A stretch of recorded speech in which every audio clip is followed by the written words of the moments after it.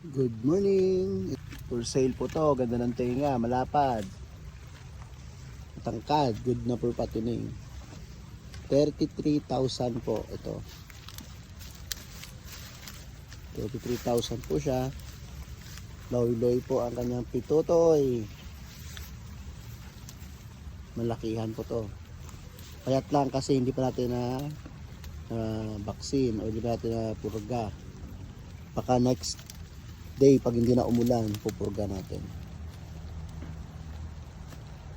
Ang ganda to. Pag dito nabili, tayo yung magpapatining nito. 33,000 lang po ito.